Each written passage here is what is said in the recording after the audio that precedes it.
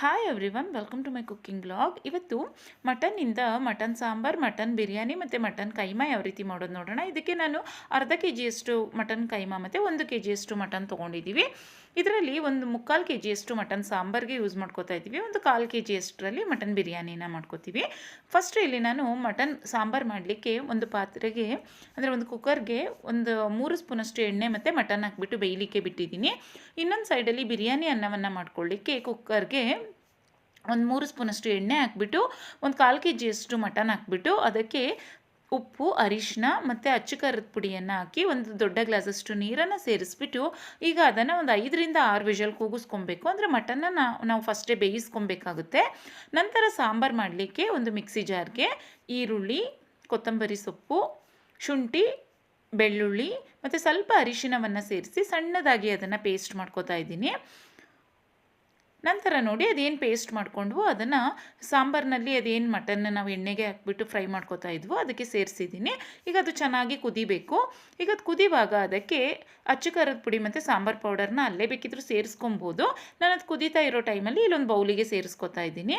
ಅಚ್ಚ ಖಾರದ ಪುಡಿ, ಸಾಂಬಾರು ಪೌಡರು ಮತ್ತು ಒಂದು 2 ಟೊಮೊಟೊವನ್ನು ಸೇರಿಸ್ಬಿಟ್ಟು ಒಂದು 2 ಗ್ಲಾಸಷ್ಟು ನೀರನ್ನು ಸೇರಿಸ್ಬಿಟ್ಟು ನೋಡಿ ಇದು ಸಾಂಬಾರು ಚೆನ್ನಾಗಿ ಕುದೀತಾ ಇದೆ ಅಲ್ವಾ. ಕುದೀತಾ ಇರುವಂತಹ ಸಾಂಬಾರಿಗೆ ಸೇರಿಸ್ಕೊಳ್ಬೇಕಾಗುತ್ತೆ. ಈಗ ಅದನ್ನು ಸೇರಿಸ್ಬಿಟ್ಟು ಈ ರುಚಿಗೆ ತಕ್ಕಷ್ಟು ಉಪ್ಪನ್ನು ಬೇಕಿದ್ರೆ ಸೇರಿಸ್ಕೊಳ್ಬೋದು. ನಂತರ ಮತ್ತೆ ಸಾಂಬಾರಿಗೆ ಚಕ್ಕೆ, ಲವಂಗ, ಒಂದು ಅರ್ಧ ಭಾಗದಷ್ಟು ತೆಂಗಿನ ತುರಿಯನ್ನು ಸೇರಿಸ್ಕೊತಾ ಇದ್ದೀನಿ ಮತ್ತು ಒಂದು 2 ಸ್ಪೂನಷ್ಟು ಹುರುಗಡ್ಲೆಯನ್ನು ಸಹ ಸೇರಿಸ್ಕೊಬೇಕು. ಮತ್ತು ಒಂದು 2 ಸ್ಪೂನಷ್ಟು ಹುರುಗಡ್ಲೆಯನ್ನು ಸೇರಿಸ್ಕೊಂಡು ನೋಡಿ ಸಣ್ಣದಾಗಿ ಪೇಸ್ಟ್ ಮಾಡ್ಕೊಳ್ಬೇಕು. ಇದನ್ನು ಈಗ ಏನು ಸಾಂಬಾರು ಕುದೀತಾ ಇದೆ ನೋಡಿ ಅದಕ್ಕೆ ಉಪ್ಪನ್ನು ಸಹ ಸೇರಿಸ್ಕೊತಾ ಇದ್ದೀನಿ. ಇದನ್ನು ನಾನಿಲ್ಲಿ ಸ್ಟ್ರೈನ್ ಮಾಡಿಬಿಟ್ಟು ಹಾಕೋತಾ ಇದ್ದೀನಿ, ಸೋಸ್ಬಿಟ್ಟು ಹಾಕೋತಾ ಇದ್ದೀನಿ. ಏಕೆಂದರೆ ಸ್ವಲ್ಪ ದಪ್ಪ ದಪ್ಪ ಏನು ತೆಂಗಿನಕಾಯಿದು ಅದು ರುಬ್ಕೊಂಡಿರುವಂತಹದ್ದಿರುತ್ತೆ ಅದನ್ನು ತೆಕ್ಕೊಳ್ಳಿಕ್ಕೆ ಅಂತ. ಹಾಗೆ ಬೇಕಿದ್ರೂ ಸೇರಿಸ್ಕೊಳ್ಬೋದು. ಅದು ಅಂದರೆ ಸೋಸ್ಬಿಟ್ಟು ಹಾಕಿದರೆ ಸಾಂಬಾರು ತೆಳುವಾಗಿ ತುಂಬ ಚೆನ್ನಾಗಿ ಬರುತ್ತೆ. ನೋಡಿ ಈ ರೀತಿಯಾಗಿ ಗಟ್ಟಿಯಾಗಿ ಏನು ತೆಂಗಿನ ಕಾಯಿಂದ ತುರಿದಿರುತ್ತೆ ಅದೆಲ್ಲ ತೆಕ್ಕೊಳ್ಬೋದು. ಅದರಿಂದ ಸೋಸ್ಬಿಟ್ಟು ಸಾಂಬಾರು ಮಾಡಿಕೊಂಡ್ರೆ ತುಂಬ ಚೆನ್ನಾಗಾಗುತ್ತೆ.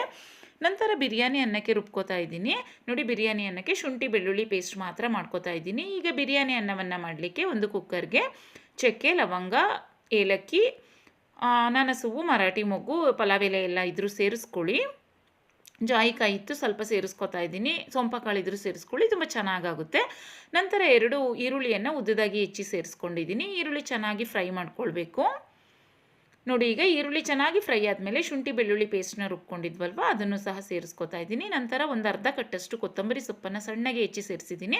ಅದರ ಜೊತೆಗೆ ಸ್ವಲ್ಪ ಪುದೀನ ಸೊಪ್ಪನ್ನು ಸಹ ಕಟ್ ಮಾಡಿಬಿಟ್ಟು ಸೇರಿಸಿದ್ದೀನಿ. ನಂತರ 1 ಸ್ಪೂನಷ್ಟು ಅಚ್ಚ ಖಾರದ ಪುಡಿ, 1 ಸ್ಪೂನಷ್ಟು ಸಾಂಬಾರು ಪೌಡರು, ಒಂದು ಅರ್ಧ ಸ್ಪೂನಷ್ಟು ಅರಿಶಿನ ಪುಡಿಯನ್ನು ಇದಕ್ಕೆ ಸೇರಿಸ್ಕೊತಾ ಇದ್ದೀನಿ.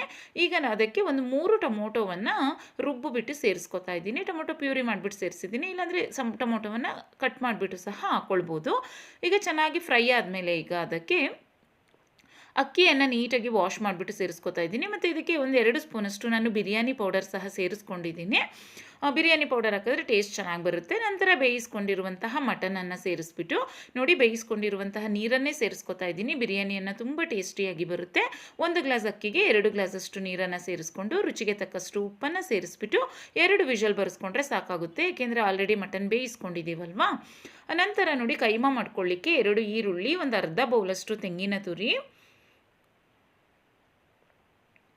ನಂತರ ಒಂದು ಅರ್ಧ ಕಟ್ಟಷ್ಟು ಕೊತ್ತಂಬರಿ ಸೊಪ್ಪು, ಸ್ವಲ್ಪ ಶುಂಠಿ, ಸ್ವಲ್ಪ ಬೆಳ್ಳುಳ್ಳಿ, ಸ್ವಲ್ಪ ಚಕ್ಕೆ ಮತ್ತು ಲವಂಗವನ್ನು ಸಣ್ಣದಾಗಿ ಗ್ರೈಂಡ್ ಮಾಡಿಕೊಂಡು ಅದಕ್ಕೆ 1 ಸ್ಪೂನಷ್ಟು ಅಚ್ಚ ಖಾರದ ಪುಡಿ, 1 ಸ್ಪೂನಷ್ಟು ಸಾಂಬಾರು ಪೌಡರು, ಅರ್ಧ ಸ್ಪೂನಷ್ಟು ಅರಿಶಿನ ಪುಡಿ, 1 ಸ್ಪೂನಷ್ಟು ಉಪ್ಪನ್ನು ಸೇರಿಸ್ಬಿಟ್ಟು ನೋಡಿ ಈಗ ಅದೇನು ನಾವು ಮಸಾಲವನ್ನು ಗ್ರೈಂಡ್ ಮಾಡಿಕೊಂಡು ಸಣ್ಣದಾಗಿ ಪೇಸ್ಟ್ ಮಾಡ್ಕೋಬೇಕು.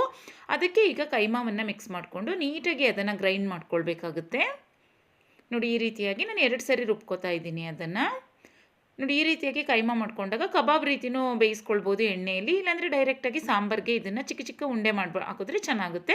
ನಂತರ ಅದೇನು ರುಬ್ಕೊಂಡ್ವು ಅದಕ್ಕೆ ನಾನು ಹುರ್ಗಡ್ಲೆ ಪುಡಿಯನ್ನು ಸೇರಿಸ್ಕೊತಾ ಇದ್ದೀನಿ. ಅಂದರೆ ಹುರ್ಗಡ್ಲೆಯನ್ನು ಮಿಕ್ಸಿ ಜಾರಲ್ಲಿ ಪುಡಿ ಮಾಡಿಬಿಟ್ಟು ಅದನ್ನು ಸಹ ಸೇರಿಸ್ಕೊತಾ ಇದ್ದೀನಿ. ನಂತರ ಖಾರ ಸ್ವಲ್ಪ ಕಡಿಮೆ ಆಗಿದೆ ಅನ್ನಿಸ್ತು, ಒಂದು ಅರ್ಧ ಸ್ಪೂನಷ್ಟು ಅಚ್ಚ ಖಾರದ ಪುಡಿಯನ್ನು ಸೇರಿಸ್ಕೊಂಡಿದ್ದೀನಿ. ರುಚಿಗೆ ತಕ್ಕಷ್ಟು ಉಪ್ಪನ್ನು ಬೇಕಿದ್ರೆ ಸೇರಿಸ್ಕೊಳ್ಳಿ. ನಂತರ ಇಲ್ಲಿ ಚಿಕ್ಕದಾಗಿ 1-2 ಮುದ್ದೆಯನ್ನು ಸಹ ಮಾಡ್ಕೋತಾ ಇದ್ದೀನಿ.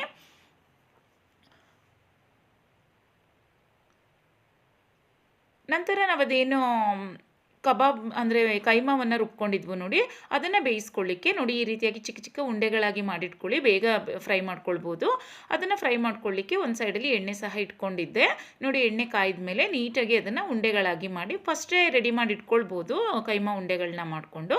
ಇಲ್ಲಾಂದರೆ ಅದನ್ನು ಉಂಡೆ ಕಟ್ಬಿಟ್ಟು ಹಾಕಿದ್ರು ಏನು ತೊಂದರೆ ಇಲ್ಲ. ಈಗ ನೋಡಿ ಅದನ್ನು ನೀಟಾಗಿ ಫ್ರೈ ಮಾಡ್ಕೊಳ್ಬೇಕು.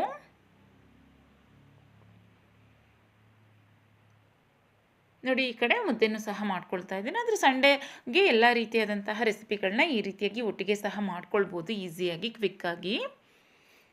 ನೋಡಿ ಇದನ್ನು ನೀಟಾಗಿ ಮೀಡಿಯಮ್ ಟು ಲೋ ಫ್ಲೇಮಲ್ಲಿ ಬೇಯಿಸ್ಕೊಬೇಕು. ಒಂದು 10 ನಿಮಿಷ ತೊಗೊಳ್ಳುತ್ತೆ ಫ್ರೈ ಆಗಲಿಕ್ಕೆ ಅದು.